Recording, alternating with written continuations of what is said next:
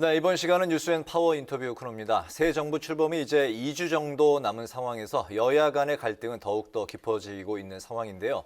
검수완박과 청문회 등 여러 현안이 맞물리면서 전국이 긴박하게 돌아가고 있습니다. 오늘은 국민의힘 김기현 의원과 함께 관련 전국 현안 관련 이야기를 짚어보도록 하겠습니다. 의원님 어서 오십시오. 반갑습니다. 네.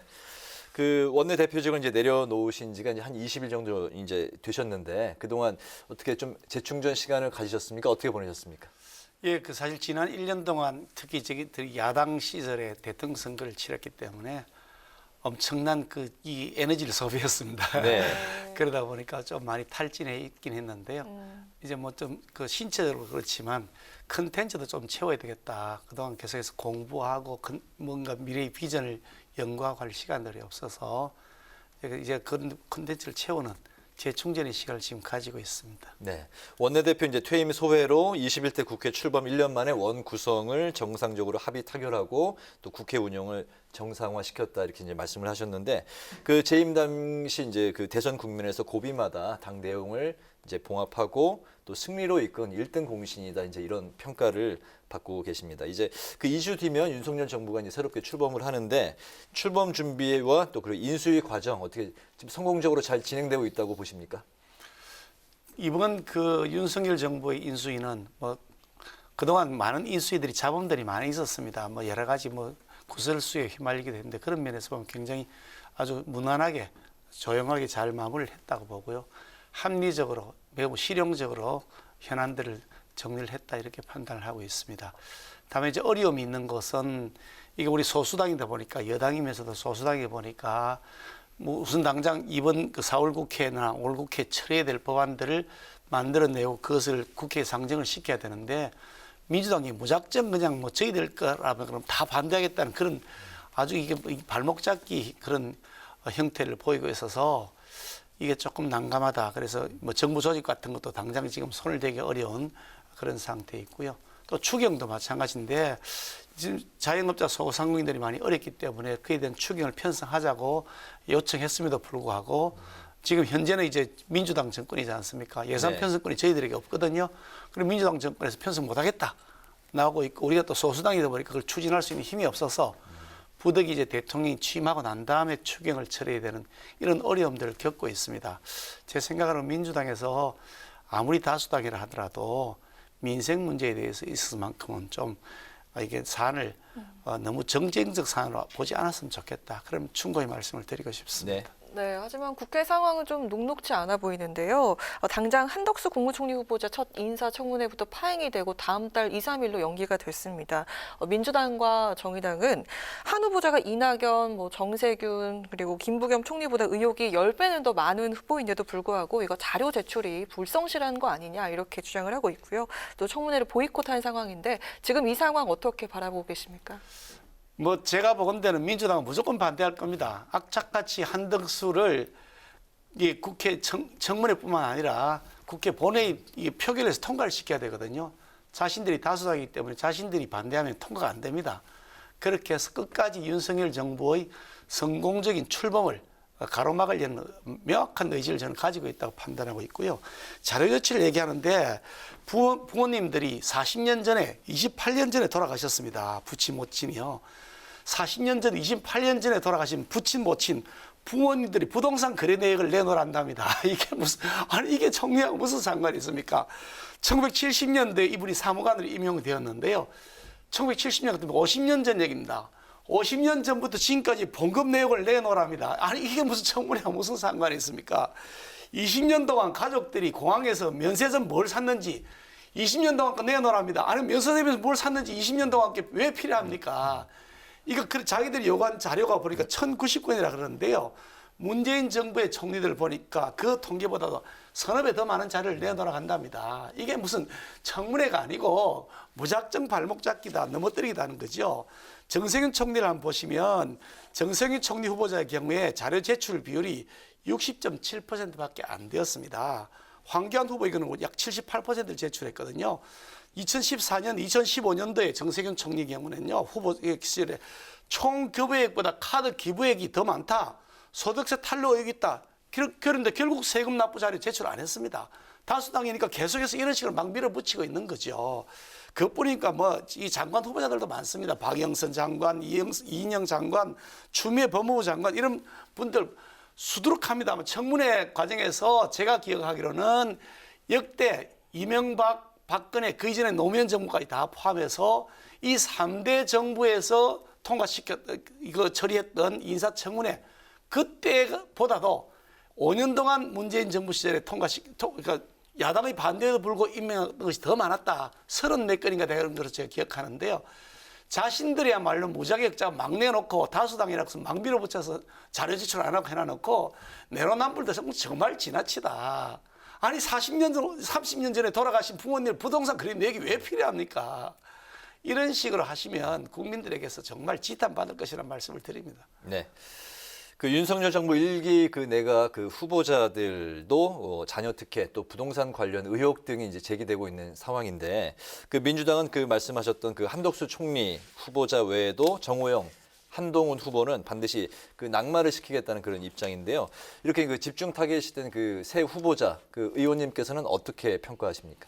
각 후보자에 대한 검증은 이제 뭐 그 청문회 과정에서 하겠죠. 그러니까 제가 뭐 그 청문위원이 돼서 들여다본 것도 아니고 그렇다고 제가 그쪽 대변인도 아니고 저는 여당 소속이 지금 이제 여당이 될 당의 소속이지만 그건 국회의원이 기본입니다. 그러니까 국회의원으로서 국민적 시각에서 이 부분이 적격인지 아닌지 판단하는 일을 할 것이고 그런 면에서 각 상임위마다 그 해당 청문회 과정 거칠 텐데요.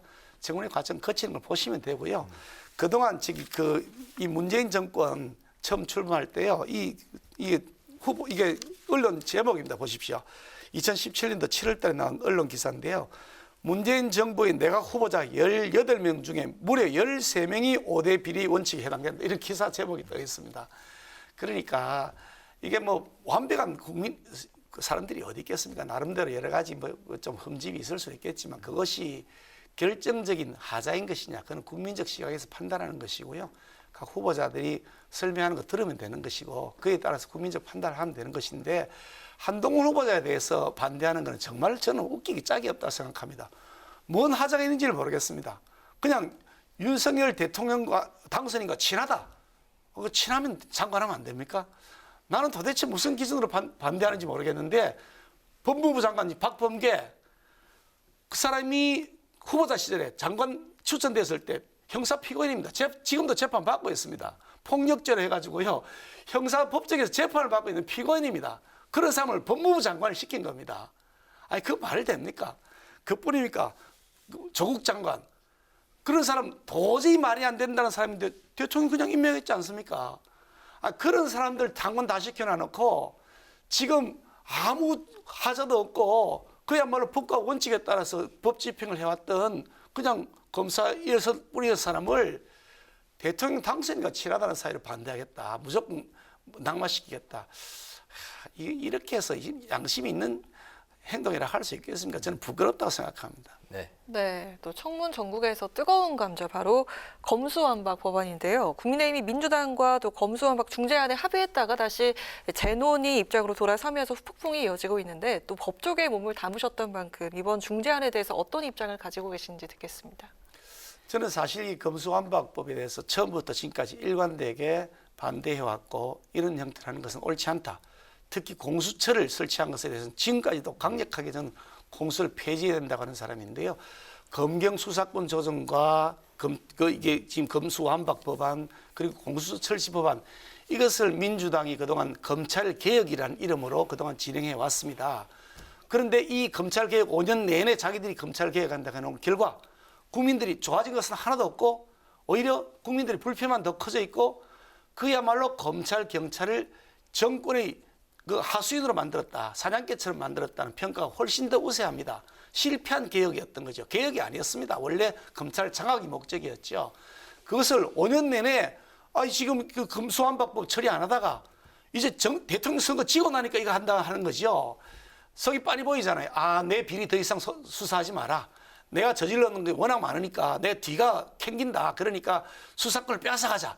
이런 거잖아요. 그 의도가 명확하게 보기 때문에 저는 반대해 왔던 것이고 다만 우리 그 권성동 원내대표가 어떻든 이게 여당에 대한 입장에서 국회를 운영해야 되는데 우리가 소수당이다 보니까 어쨌든 야당의 뜻을 조금씩 존중하면서 갈 수밖에 없다는 그런 고민하에서 나름대로 잠정 그 합의안에 대해서 성을 했던 것으로 보입니다만은 국민들이 볼 때는 말이 안 된다. 국민들은 그런 형태로 안 된다라고 하는 것이 강력한 의지로 드러나고 있는데 우리가 민심을 따라야지 우리가 어떻게 정당이 당리 당약을 따르겠느냐 저는 그렇게 생각을 합니다. 네, 현재 그 민주당이 이제 중재안 재협상에 이제 이견을 좁히지 못한 이제 상황에서 민주당이 법안 심사 소위를 열고 이제 심사에 이제 돌입을 했는데 단독으로라도 이제 본회의에서 이제 처리하겠다, 강행 처리하겠다 이제 이런 입장이지 않습니까? 여기에 이제 국민의힘이 어떻게 그 대응할 해법이 있을까요? 민주당은 이것을 뭐 저희들이 일본 잠정 합의를 했는지 안 했는지 하고 상관없이 무작정 통과시키려는 계획을 다 세웠죠. 그래서 무소속 양양자 의원을 민주당 의원을 빼고 그 자리에 사보임을 했습니다. 국회의장이 거기에 동조했고요. 불법 사보임을 동조한 거죠. 국회의장께서요. 그 말이 안 되는 조치를 박병석 의장이 허가해 준 겁니다. 저는 그것이 명확하게 불법이라 생각하고 말씀드리고 그래서 항의도 했고요. 그러더니 탈당까지 시켰습니다. 민주당 민영배 의원인가요? 세상에 꼼수 중에 이런 꼼수가 어디 있습니까?